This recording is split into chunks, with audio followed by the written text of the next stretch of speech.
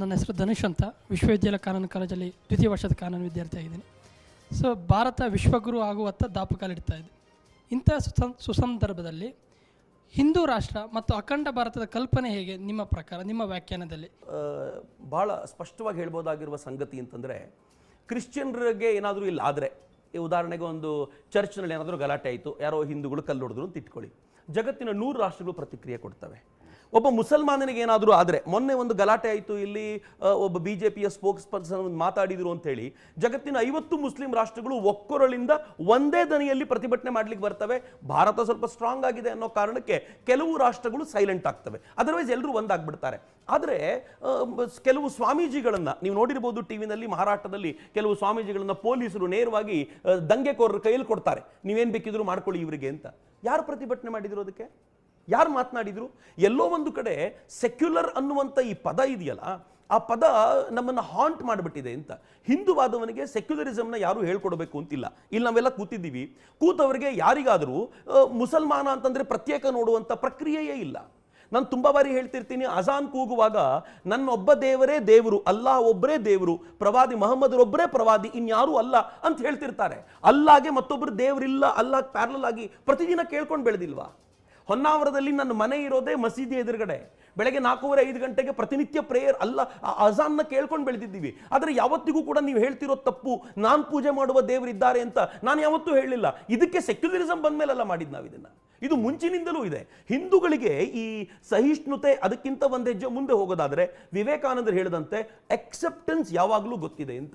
ಹೀಗಾಗಿ ಈ ಹಿಂದೂ ರಾಷ್ಟ್ರ ಎನ್ನುವ ಪರಿಕಲ್ಪನೆಯ ವಿಚಾರ ಬಂದಾಗ ಎಲ್ಲೋ ಒಂದು ಕಡೆ ಇವನ ಈ ವಿಚಾರಗಳಿಗೆ ಮನ್ನಣೆ ಸಿಗುವಂಥ, ಆದ್ಯತೆ ಸಿಗುವಂಥ ವಾತಾವರಣ ಆಗಬೇಕು ಅಂತ. ಇದಕ್ಕಿಂತ ಹೆಚ್ಚು ನನಗೇನು ಮುಸಲ್ಮಾನರನ್ನು ಓಡಿಸಿ ಬಿಡಬೇಕು.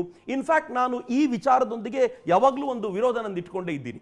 ಈ ದೇಶದಲ್ಲಿ ಒಂದು 20-22% ಮುಸ್ಲಿಮ್ಸ್ ಇದ್ದಾರೆ, ಒಂದು 70-ರಿಂದ 75% ಹಿಂದೂಗಳಿದ್ದಾರೆ. 75% ಹಿಂದೂಗಳನ್ನ ಕೊಲ್ಲೋದಕ್ಕೆ ಮುಸಲ್ಮಾನರಿಗೆ ಆಗಲ್ಲ. ಇಂಪಾಸಿಬಲ್. ಅವ್ರು ಯಾವತ್ತೂ ಅದನ್ನು ಕನಸು ಕಾಣಬಾರದು. ಹಾಗೆ 20-22% ಇರುವಂತ ಮುಸಲ್ಮಾನರನ್ನ ಅರಬ್ಬಿ ಸಮುದ್ರಕ್ಕೆ ತಳ್ಳಲಿಕ್ಕೆ ಹಿಂದೂಗಳಿಗೂ ಆಗಲ್ಲ. ಇರೋದು ಒಂದೇ ಮೆಥಡ್, ಇಬ್ರು ಸಹಜವಾಗಿ ಹೊಂದ್ಕೊಂಡು ಹೋಗ್ಬೇಕು. ಆದ್ರೆ ಅಬ್ಸಲ್ಯೂಟ್ಲಿ, ಆದ್ರೆ ಯಾವುದು ಸಹಜತೆ? ಭಾರತ ಶ್ರೇಷ್ಠ ಎನ್ನುವ ಸಹಜತೆಯೊಳಗೆ ಒಂದಾಗಬೇಕು ಅಂತ. ನನ್ನ ಭಾರತ ಶ್ರೇಷ್ಠ, ಜಗತ್ತಿನ ಶ್ರೇಷ್ಠ ರಾಷ್ಟ್ರವಾಗಿ ನನ್ನ ಭಾರತ ಹೊಮ್ಮಬೇಕು, ಅದಕ್ಕೋಸ್ಕರ ನಾನು ಏನ್ ಬೇಕಿದ್ರೂ ಮಾಡ್ಲಿಕ್ಕೆ ಸಿದ್ಧ ಎನ್ನುವಂತ ಸಹಜ ಭಾವನೆಯೊಂದಿಗೆ ಇಬ್ರು ಒಂದಾಗ್ಬಿಟ್ರೆ ಯಾವ ಪ್ರಾಬ್ಲಮ್ಮು ಇಲ್ಲ ಅಂತ ನನಗನ್ಸುತ್ತೆ. ಮುಸ್ಲಿಮರ ಕಮಿಟ್ಮೆಂಟ್ ಮೇಲೆ ಯಾಕೆ ಡೌಟ್ ಇದೆ ನಿಮಗೆ? ಭಾರತ ಶ್ರೇಷ್ಠ ರಾಷ್ಟ್ರವಾಗಬೇಕು ಅನ್ನುವ ಕಮಿಟ್ಮೆಂಟ್ ಮುಸ್ಲಿಮರಿಗೆ ಇಲ್ಲ ಅಂತ ಅನ್ಸುತ್ತೆ. ಅನುಭವದ ದೃಷ್ಟಿ ಅಂದ್ರೆ ನೀವು ಆ ಪ್ರಶ್ನೆಗಳು ಬಂದಾಗಲೆಲ್ಲ ನೀವು ಒಂದೇ ಮಾತ್ರ ಮಾಡ್ತೀರಾ, ಬೋಲೋ ಭಾರತ್ ಮಾತಾ ಕಿ ಜೈ ಅಂತೀರಾ? ಆ ರೀತಿಯಾಗಿ ಅವರ ದೇಶ ಪ್ರೇಮ ಮತ್ತು ದೇಶದ ಬಗೆಗಿನ ಕಮಿಟ್ಮೆಂಟ್ ಅನ್ನು ಕ್ವಶನ್ ಮಾಡೋ ಕೆಲಸ ಆಗುತ್ತೆ. ನಾನು ಆಕ್ಚುಲಿ ಪ್ರಶ್ನೆ ನಂದು ಹೇಗಿದೆ ಅಂತಂದ್ರೆ, ಎಕ್ಸ್ಪೀರಿಯನ್ಸ್ನ ಆಧಾರದ ಮೇಲೆ ಹೇಳೋದು. ನೀವು ಪ್ರತಿನಿತ್ಯ ಶುಕ್ರವಾರ ಬಂದ ತಕ್ಷಣ ಬೀದಿಗೆ ಬರ್ತೀರಿ. ಈಗ ಉದಾಹರಣೆಗೆ CIA ಪ್ರೊಟೆಸ್ಟ್ ಬಂತು. CIA ಪ್ರೊಟೆಸ್ಟ್ ಮಾಡಿದಾಗ ನಿಜವಾಗ್ಲೂ ಮುಸಲ್ಮಾನರಿಗೆ ಆಗ್ತಿದ್ದ ಸಮಸ್ಯೆ ಏನು?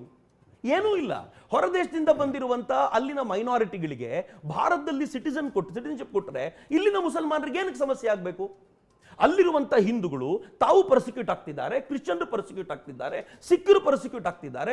ಅವ್ರನ್ನ ಇಲ್ಲಿ ಕರ್ಕೊಂಡು ಬಂದು ನಾವು ಸಿಟಿಸನ್ಶಿಪ್ ಕೊಟ್ಟರೆ ಇವ್ರಿಗೆ ಏನೂ ಸಮಸ್ಯೆ ಆಗಬಾರ್ದು ಅಂತ. ಆದರೆ ಪ್ರಾಬ್ಲಮ್ ಇರೋದು ಎಲ್ಲಿ ಅಂತಂದ್ರೆ, ಮಿಸ್ಇನ್ಫಾರ್ಮ್ಡ್ ಆಗಿರುವಂಥ ಅವರುಗಳು ಈ ಆಕ್ರಮಣದ ರೂಪ ತಾಳ್ಕೊಳ್ಳೋದಿದೆಯಲ್ಲ. ನೀವು ಶುಕ್ರವಾರ ಆದ ತಕ್ಷಣ ಕಲ್ಲು ತಗೊಂಡು ಬೀಸೋದು ಯಾವುದರ ಮೇಲೆ? ಈಗ ಪ್ರತಿಭಟನೆ ನಾವು ಮಾಡ್ತೀವಿ, ಎಷ್ಟು ಪ್ರತಿಭಟನೆ ಮಾಡಲಿಲ್ಲ ಹಿಂದೂಗಳಾದವರು, ಅಥವಾ ಯಾವುದೇ ವಿಚಾರಕ್ಕೆ ತಗೊಂಡಾಗ ಪ್ರತಿಭಟನೆ ಮಾಡಿದ್ದೀವಿ. ಹೆಚ್ಚಂದ್ರೆ ಕೈಯಲ್ಲಿ ಒಂದು ಪಂಜ್ ಹಿಡಿದಿರ್ತೀವಿ, ಇಲ್ಲ ಕ್ಯಾಂಡಲ್ ಹಿಡಿದು ಪ್ರತಿಭಟನೆ ಮಾಡ್ತೀವಿ, ಇಲ್ಲ ಹೋಗಿ ಟೌನ್ ಹಾಲ್ ಮುಂದೆ ನಿಂತ್ಕೊಂಡು ಸುಮ್ಮನೆ ಕೂತಿರ್ತೀವಿ. ಆದರೆ ಈ ಪ್ರತಿಭಟನೆ ಅನ್ನೋ ನೆಪದಲ್ಲಿ ನೀವು ಭಾರತದ ಆಸ್ತಿ ಪಾಸ್ತಿಯನ್ನು ಧ್ವಂಸಗೊಳಿಸುವಾಗ ಅದು ಯಾರೇ ಇರಲಿ, ನನಗೆ ಆವಾಗ ಬಹಳ ಸಂಕಟ ಅನ್ಸುತ್ತೆ. ಬಟ್ ಇವ್ರದ್ದು ರಿಪೀಟೆಡ್ಲಿ ಇದನ್ನೇ ನೋಡ್ಕೊಂಡು ಬಂದಾಗ ಎಲ್ಲ ಒಂದ್ ಕಡೆ ಅನ್ಸುತ್ತೆ ಇವ್ರಿಗೆ ಇವೆಲ್ಲಕ್ಕಿಂತಲೂ ಹೆಚ್ಚು ಬೇರೆನೋ ಬೇಕಾಗಿದೆ ಅಂತ.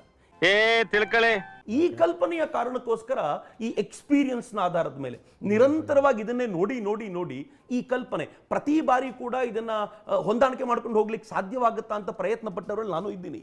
ಈಗ ಫಾರ್ ಎಕ್ಸಾಂಪಲ್, ನೂಪುರ್ ಶರ್ಮಾ ವಿಚಾರದಲ್ಲಿ ನಾನೊಬ್ಬ ಮುಸ್ಲಿಂ ಕ್ಲರಿಕ್ ಜೊತೆ ಮಾತಾಡ್ತಾ ಕೂತಿದ್ದೆ, ಓಪನ್ ಆಗಿ ಟ್ವಿಟರ್ ಸ್ಪೇಸ್ನಲ್ಲಿ ಮಾತಾಡ್ತಾ ಕೂತಿರುವಾಗ ಅವ್ರು ನನಗೆ ಹೇಳಿದ್ರು, ನೂಪುರ್ ಶರ್ಮಾ ಹೇಳಿದ್ದೆಲ್ಲ ಸತ್ಯ, ಒಂದು ಪದ ಅಷ್ಟೇ ನಮ್ಗೆ ಇಷ್ಟ ಆಗಲಿಲ್ಲ. ಏನು ಅರ್ಥ ಅದಕ್ಕೆ? ನೀವು ಒಂದು ಪದ ಇಷ್ಟ ಆಗಲಿಲ್ಲ ಅಂತಂದ್ರೆ ಆ ಕ್ಷಣಕ್ಕೆ ಪ್ರತಿಭಟನೆ ಮಾಡಬೇಕು. ಇಲ್ಲೂ ಅನೇಕ ಪ್ರತಿಭಟನೆಗಳು ನಡೀತವೆ. ಯಾವುದೋ ಒಂದು ಇಷ್ಟ ಆಗಲಿಲ್ಲ ಅಂತಂದ್ರೆ ಮಾರನೇ ದಿನವೇ 1,000 ಜನ ಬೀದಿಗೆ ಬರ್ತಾರೆ, ಗಲಾಟೆ ಮಾಡ್ತಾರೆ, ಮುಗಿದೋಗುತ್ತೆ, ಸ್ಪಾಂಟೇನಿಯಸ್ ಆಗಿ ಬರುತ್ತೆ. ಆದರೆ ಇಲ್ಲಿ 15 ದಿನಗಳ ನಂತರ ನೀವು ಕಲ್ ತಗೊಂಡು ಎಸಿಲಿಕ್ಕೆ ಬರ್ತೀರಾ, ನೀವು ಅದನ್ನು ವಿರೋಧಿಸಲ್ಲ. ಅದ್ರ ಬಗ್ಗೆ ಏನು ಮಾತನಾಡಲ್ಲ. ಸಮ್ವೇರ್ ಈ ಸೈಕೆ ಪ್ರಾಬ್ಲಮ್ ಇದೆಯಲ್ಲ, ಅದನ್ನ ತಿಳಿಗೊಳಿಸಬೇಕಾದಂಥ ಅಗತ್ಯ ಇದೆ. ಮೇ ಬಿ ಕಾಲಕ್ರಮದಲ್ಲಿ ಸರಿ ಹೋಗ್ಬೋದು. ನನ್ನ ಹೆಸರು ವೇಣುಗೋಪಾಲ್ ಮೌರ್ಯ ಅಂತ, state convener democratic Dalit student ಫೆಡರೇಷನಿಂದ. ಏನಿಲ್ಲ ಸರ್, ಈ democratic Dalit student federation. Dalit student federation. Okay.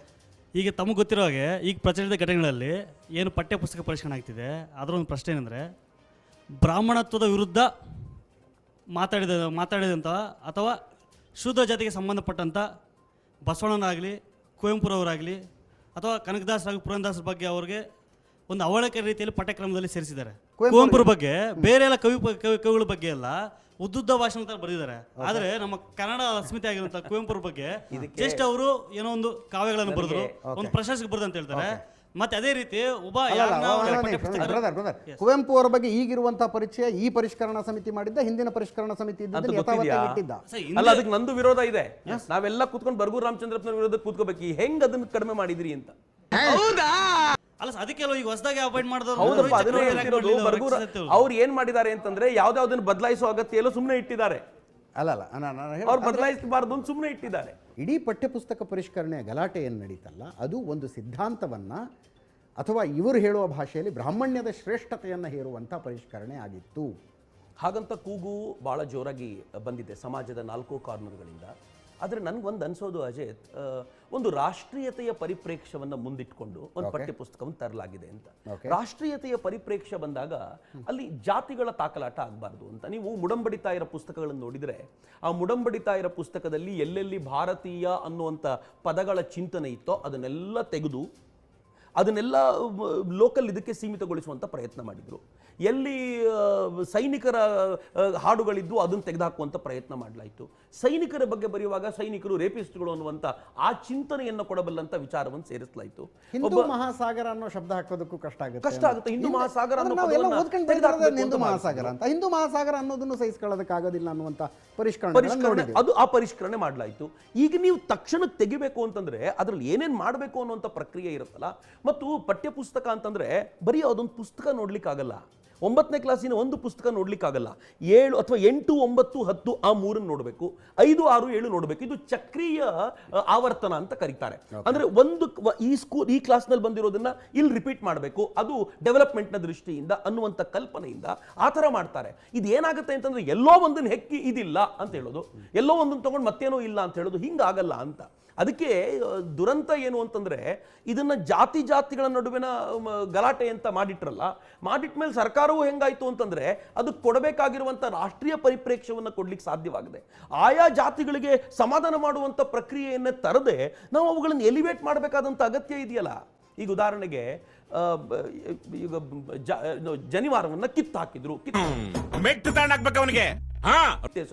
ಅದ್ರ ಬಗ್ಗೆ ನಂದು ಅಬ್ಜೆಕ್ಷನ್ ಇದೆ. ಜನವರನ್ನು ಕಿತ್ತೆಸದೆ ಹೋಗಿದ್ರಿ ಬಸವಣ್ಣ, ಅವರಿಗೆ ವೈದಿಕ ಆಚರಣೆಗಳನ್ನ ಪ್ರಶ್ನೆ ಮಾಡಿಕೊಂಡೇ ಹೋಗಿದ್ದಲ್ಲ. ಆಯ್ತು, ಜನಿವಾರವನ್ನ ಉಪನಯನದ ನಂತರ ಹೊರಟು ಹೋದರು ಅಂದ್ರೆ ಜನಿವಾರವನ್ನ ತಿರಸ್ಕರಿಸಿದ್ರು. ಓಕೆ, ಹೇಳಿ ಪದಗಳು ಬೇರೆ ಅಂತ ನಾನು ಹೇಳಿದೆ. ತಿರಸ್ಕರಿಸಿದ್ರು ಅನ್ನೋದು ಕೂಡ ಆದ್ರೆ ಉಪನಯನದ ನಂತರ ಹೋದ್ರು. ಒಂದು ಪದ ಅಲ್ಲ, ಒಂದ್ ನಿಮಿಷ, ನನ್ನ ಪರ್ಸೆಪ್ಷನ್ ಹೇಳ್ಬಿಡ್ತೀನಿ. ಈ ಸಂಸ್ಕೃತಿಯ ಸೌಂದರ್ಯನೇ ಒಳಗಡೆಯಿಂದ ಇದನ್ನು ವಿರೋಧಿಸುವವರು ಬಂದರು. ಅವರು ಇಡೀ ಸಂಸ್ಕೃತಿಗೆ ಇನ್ನೊಂದು ದಿಕ್ಕನ್ನು ತೋರಿಸಿದ್ರು, ಇನ್ನೊಂದು ದೃಷ್ಟಿಕೋನವನ್ನು ಕೊಟ್ಟರು. ಅವರು ಸಂಸ್ಕೃತಿಯ ಭಾಗವಾಗಿ ಮುಂದುವರೆದ್ರು. ಆ ರೀತಿಯಾಗಿ ಫ್ಲರಿಶ್ ಆಯ್ತು ಈ ಸಂಸ್ಕೃತಿ ಅಂತ. ಆ ರೀತಿ ಪ್ರಶ್ನೆ ಮಾಡಿದಂಥವರ ಪೈಕಿ ಬಸವಣ್ಣ ಕೂಡ. ಆದರೆ ಯೋಚನೆ ಮಾಡಿ ಅಜೇತ್, 7ನೇ ಕ್ಲಾಸಿನ ಮಕ್ಕಳು, 8ನೇ ಕ್ಲಾಸಿನ ಮಕ್ಕಳೊಳಗೆ ನೀವೇನು ತುಂಬಲಿಕ್ಕೆ ಹೊರಟ್ರಿ? ಓಕೆ, ಈ ಚಿಂತನೆ ಏನು ಕೊಡ್ಲಿಕ್ಕೆ ಹೊರಟು? ಅವರು ಧಿಕ್ಕರಿಸಿದ್ರು, ತಿರಸ್ಕರಿಸಿದ್ರು, ಕಿತ್ತೆಸೆದ್ರು. ಅದು ಡಿಗ್ರಿಗೆ ಬರುವಾಗ ನಡೆಯುತ್ತೆ, ಆಲೋಚನೆ ಮಾಡ್ಬೋದು. ಆದರೆ ಒಂದು ಚಿಕ್ಕ ಮಗುವಿನ ಭಾವನೆಯಲ್ಲಿ ನೀವು ಇದನ್ನು ತುಂಬಿದ ತಕ್ಷಣ ಏನು ಹೇಳಲಿಕ್ಕೆ ಹೊರಟಿದ್ದೀರಿ? ಈಗ ಚಿಕ್ಕ ಮಗುವಿಗೆ ಏನು ಹೇಳಬೇಕು? ಉಪನಯನ ಆದ ಸಂದರ್ಭದಲ್ಲಿ ಅದು ಬಿಟ್ಟು ಹೋಯ್ತು ಅಂತ ಹೇಳಿದರೆ ಆ ಮಗುವಿಗೆ ಕೊಡಬೇಕಾದನ್ನು ಕೊಟ್ರಿ. ನೀವು ಬೆಳೀತಾ ಕೊಡಬೇಕಲ್ವಾ? ಆಲೋಚನೆಗಳನ್ನು ವಿಸ್ತಾರಗೊಳಿಸಬೇಕಾಗಿರುವಂಥ ಪ್ರಕ್ರಿಯೆ ಆಯಿತು. ನೀವು ಇದೆಲ್ಲ ಹೇಳುವಾಗ ಅಲ್ಲಿ ಕೂತಿರುವಂಥ ಒಬ್ಬ ಬ್ರಾಹ್ಮಣ ಹುಡುಗನಿಗೆ ಏನಾಗ್ಬೋದು? ನೀವು ಆಲೋಚನೆ ಮಾಡಬೇಕಾಗಿರುವಂಥ ಸಂಗತಿ ಅಂತ. ಆಯ್ತಪ್ಪ, ನನಗೆ ನೋವಾಗಿದೆ ಅಂತ ಹೇಳುವಾಗ ನನ್ನ ಪಕ್ಕದಲ್ಲಿ ಮತ್ತೊಬ್ಬ ಬ್ರಾಹ್ಮಣ ಹುಡುಗ ಕೂತಿರ್ತಾನಲ್ಲ, ಅವನಿಗೆ ಇದರಿಂದ ಏನು ಅನ್ನಿಸ್ಬೋದು? ಆಗ ಅವನಿಗೆ ಸ್ವಲ್ಪ, ಬಿಕಾಸ್ ನೀವು ಆಲೋಚನೆ ಮಾಡುವಷ್ಟು ಮಟ್ಟಿಗಾದ್ರೂ ಬೆಳೀರಲ್ಲ. ಅಲ್ಲಿವರೆಗೂ ಒಂದು ಹಂತಕ್ಕೆ ತೆಗೆದುಕೊಂಡು ಬರಬೇಕಾದಂಥ ಪ್ರಕ್ರಿಯೆ ಇದೆಯಲ್ಲ. ನೀವು 9ನೇ ಕ್ಲಾಸಿಗೆ ಎಲ್ಲವನ್ನೂ ಹೇಳ್ಬಿಡಬೇಕು ಅಂತ ಯಾಕೆ? ನೀವು ಹೇಗೆ ಮಾಡ್ತೀರಾ ಅಂತಂದ್ರೆ, ಪಠ್ಯಪುಸ್ತಕದಲ್ಲಿ ಇಸ್ಲಾಮಿನ ಬಗ್ಗೆ ಹೇಳಬೇಕಾದಾಗ ಮೊಹಮ್ಮದ್ ಪೈಗಂಬರರು ಇಂಥ ವಿಚಾರಗಳನ್ನೆಲ್ಲ ಹೇಳಿದ್ರು ಗೌರವಯುತವಾಗಿ. ಕ್ರಿಶ್ಚಿಯಾನಿಟಿ ಬಗ್ಗೆ ಹೇಳಬೇಕಾದಾಗ ಇಂತಿಂಥ ಒಳ್ಳೊಳ್ಳೆ ವಿಚಾರಗಳು ಅಲ್ಲಿವೆ. ಆದರೆ ಹಿಂದೂ ಧರ್ಮದ ಬಗ್ಗೆ ಹೇಳುವಾಗ ಮಾತ್ರ ಜಾತೀಯತೆ ಕೆಟ್ಟದಾಗಿದೆ.